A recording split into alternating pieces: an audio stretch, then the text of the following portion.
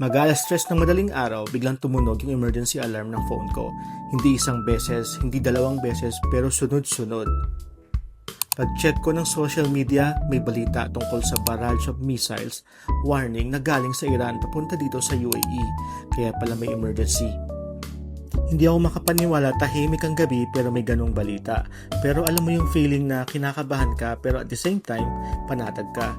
Ganun ako kanina. Alam natin na strong defense system dito sa UAE. Ilang beses na rin napatunayan na mabilis ang response nila para protektahan ng mga tao. Hindi na ako nakatulog, ilang beses din kasi nag-alarm yung phone ko. Kaya bumangon na din ako since pang umaga din naman. Pumunta ako sa kusina at nagkape na. Sa totoo lang, kahit may tensyon sa paligid, dapat tuloy pa din ang buhay. Pero syempre, doble ang pag-iingat, hindi lalabas kung hindi importante, makikinig lang sa legit news resources dito sa UAE. At higit sa lahat, hindi basta-basta maniniwala kung ano-anong post online.